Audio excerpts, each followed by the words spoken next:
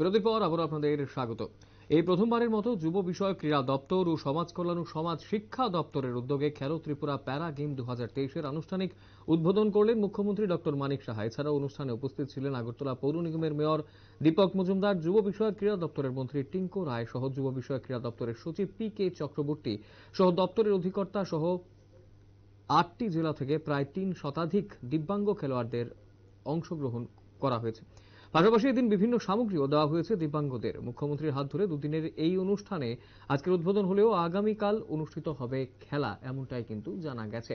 এই অনুষ্ঠানকে কেন্দ্র করে ব্যাপক উৎসাহ উদ্দীপনা লক্ষ্য করা গেছে প্রত্যেকের মধ্যে এবং স্বাভাবিকভাবেই গোটা বিষয়টাকে কেন্দ্র করে এই মুহূর্তে একটা আনন্দঘন পরিবেশ সৃষ্টি হয়েছে।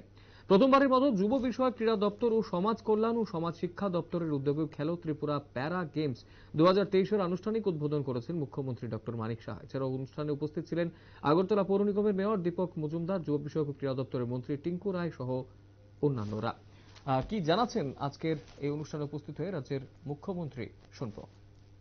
গান পরিবেশন করলেন, নৃত্য পরিবেশন করলেন, এখানে মার্চ পাস্ট আমরা দেখলাম, কিন্তু একটাবারও মনে হলো না যে তারা চ্যালেঞ্জ পারসন।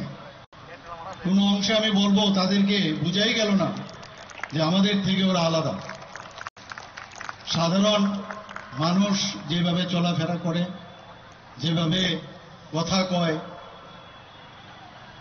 যেভাবে ওদের বডি ল্যাঙ্গুয়েজ, সবকিছুই আমার কাছে মনে হলো যে ইচ্ছে করলেই যদি তাদেরকে সুযোগ সুবিধা দেওয়া যায় এবং তারাও এই সোসাইটি পার্ট অ্যান্ড পার্সেল, এটা আজকে কিন্তু এখানে প্রমাণ হয়ে গেল। আমি মাননীয় প্রধানমন্ত্রী শ্রী নরেন্দ্র মোদীজিকে আমি ধন্যবাদ দেব।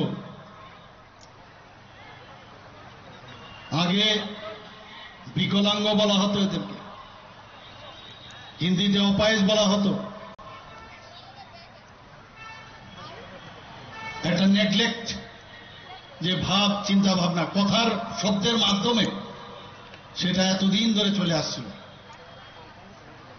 কিন্তু উনি প্রথমেই এসে যে কাজটা করলেন, দিব্যাঙ্গ, এই শব্দটা উনি ব্যবহার করলেন।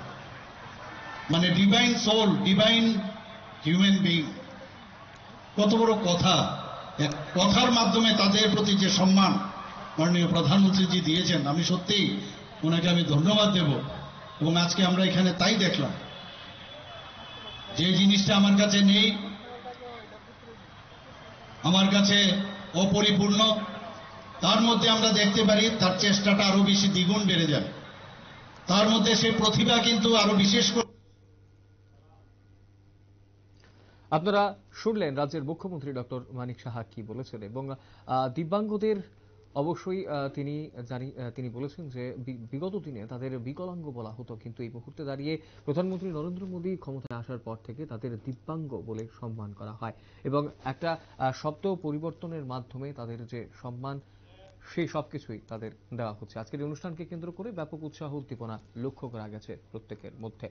বিজ্ঞাপন নেওয়ার আগে দর্শক বন্ধুদের আবারও একবার জানিয়ে রাখি, সন্ধে 7:30টায় 7:30 রাম মন্দিরে সব এক্সক্লুসিভ ছবি দেখার জন্য চোখ রাখুন শুধুমাত্র নিউজ ভ্যানগার্ডের পর্দায়। রাম মন্দিরের এক্সক্লুসিভ ছবি, নির্মীয়মান রাম মন্দিরের এক্সক্লুসিভ ছবি এবং তার পাশাপাশি আরো বিভিন্ন বিষয়, বিভিন্ন তথ্য তুলে ধরবো আমরা আপনাদের সামনে।